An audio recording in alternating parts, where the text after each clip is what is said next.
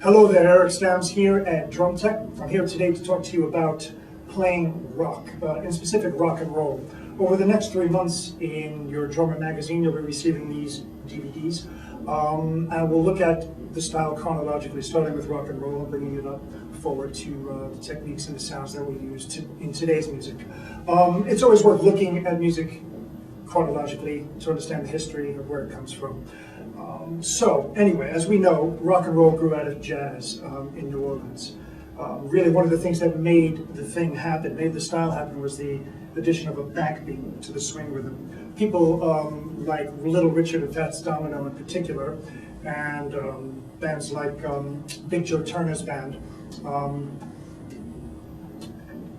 applied this backbeat to great advantage. So basically we're coming out of this swing feel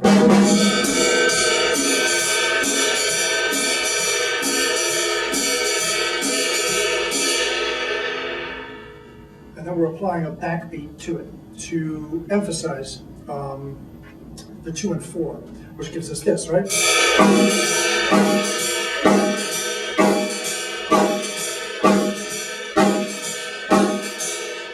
Now if we apply the 1 and 3 on the bass, almost like a 2 feel.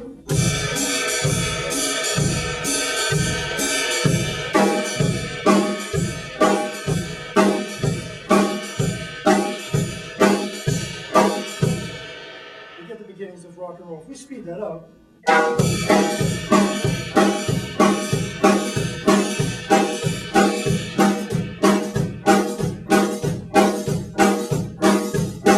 we hear the roots of rock and roll as we know it. Back then, everything had a swing feel. Over the years, it's straightened out. In fact, Earl Palmer from Little Richard's band and a session musician in New Orleans, played on everybody's records. It was one of the first guys to straighten this pattern out. So let's just take one step back though and apply 4 on the floor, as a lot of the old swing records had.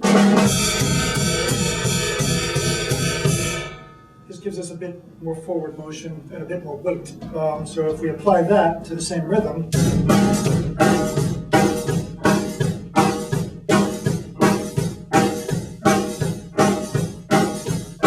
so it wasn't necessarily about dressing in black and wearing spiked bracelets and looking like this. It was more about actually having a good time and partying and dancing, which is where rock and roll comes from, which is why it was far more subversive than anything we hear today.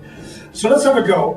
We'll take the tempo up. If you listen to things like some of Chuck Berry's records, you hear this sort of rhythm very often even played on the rim. So I'll speed it up, and then I'll move it around to different voices, and you'll see what I mean. 1, 2, 1, 2.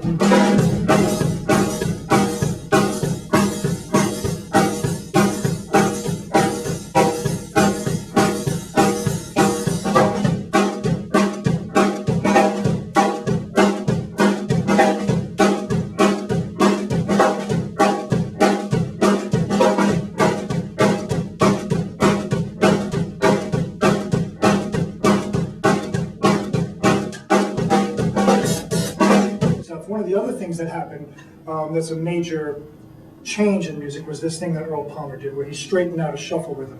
So if we take what's often known as a Texas shuffle, and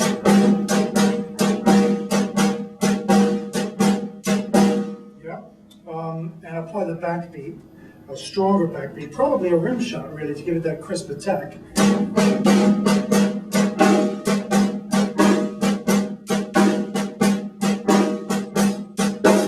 Speed it up a bit.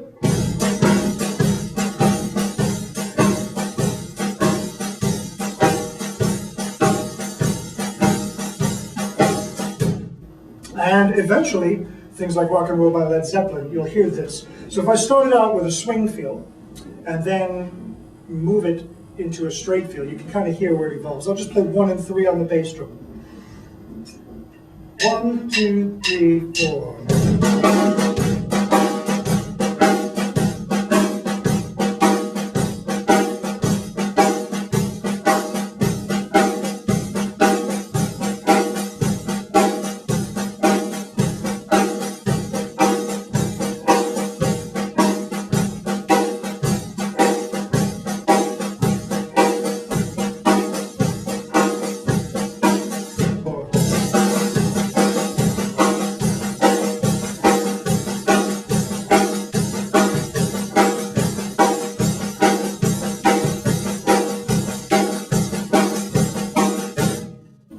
Okay, another thing to check out is this rhythm that's often used, again, on Little Richard records, is this constant pulsating bass drum pattern. Again, you'll hear this on Led Zeppelin Rock and Roll, but also Foo Fighters records and loads of other things.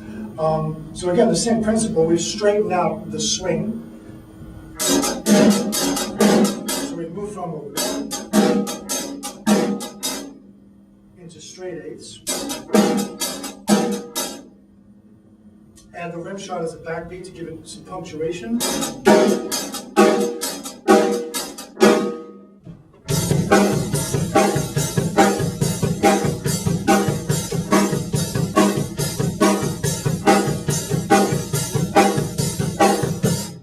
about that tempo. 1, 2, 1, 2, 3, 4.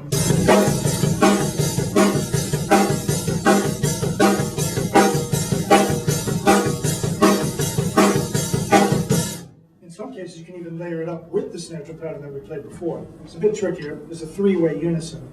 So what you get is effectively this.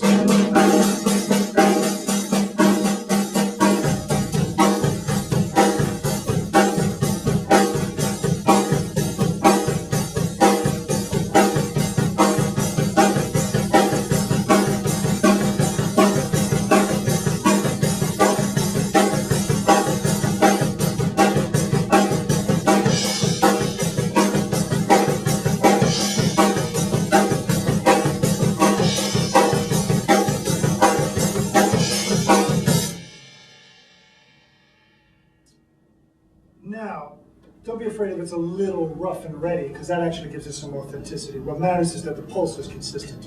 And also sound. Sound is really, really important. So the difference between the quiet notes and the rim shot on the backbeat is very, very important. Spend some time just kind of gaining control over that. Playing different patterns on the snare drum, either one-handed, single-handedly, or hand-to-hand. Now remember, in order to get a rim shot, you don't need to swing from over your head, right? Take a rim shot from an inch or two off the drum. In fact, it'll probably sound better, particularly trying to play these older styles of music, so it sounds a bit more authentic. Just another thing, you'll hear this rhythm, old school R&B, rock and roll rhythms, on a lot of records. It's the sort of thing you hear Ringo Starr play, which is to play two backbeats on the snare drum, right? And again, going back to Earl Palmer, I think he did this with Fats Domino.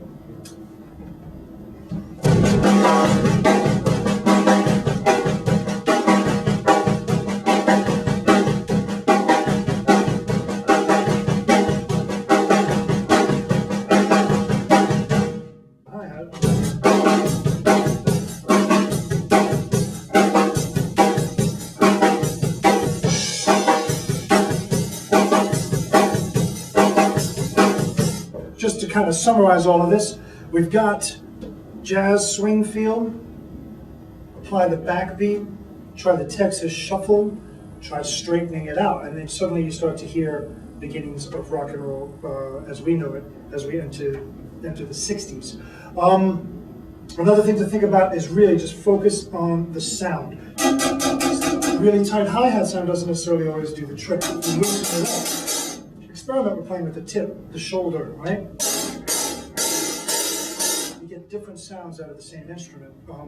Try burying the beater in the bass drum. Try removing the beater off the bass drum, as in letting it come back. You'll get different sounds out of the drums. And you might want to use different sounds to achieve different feels.